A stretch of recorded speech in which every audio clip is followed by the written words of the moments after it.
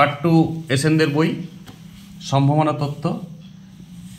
এবার যে মানে বড় পরীক্ষাটা হবে রিসেন্ট সেকেন্ড সেমিস্টার, তো এখানে 375 পেজ এসএনদের বইটা সবাই বার করো। দেখো প্রতিটি প্রশ্নের মান 4, প্রবাবিলিটি প্রশ্নমালা 4, প্রবাবিলিটির অঙ্ক সম্ভাবনা তত্ত্ব।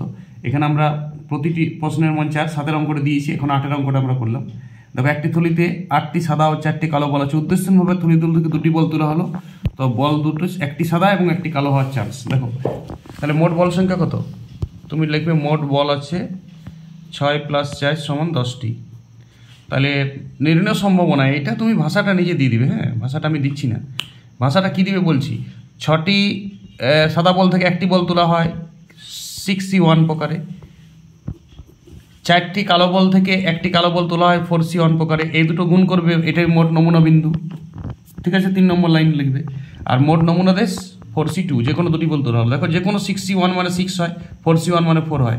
আর 10C2 মানে ফ্যাক্টোরিয়াল 10C2 রাফে ভেঙে দেখবে। আমি তো জানি 10 × 9 বাই ফ্যাক্টোরিয়াল 2, 8 কাটা গেছে, তাহলে 45। নিশ্চয়ই সম্ভাবনা করেছো। যারা বিন্যাস সময়ে সেট করে এসছো তারাই প্রবাবিলিটি করতে পারবে।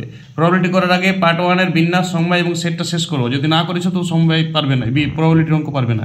এবার 3 × 6 = 3, 15, 45, তাহলে 8/15, এটাই নির্ণয় সম্ভাবনা। এটা আমি ছোটোখাটো করলাম, তোমরা ভাষাটা বুঝিয়ে নেবে।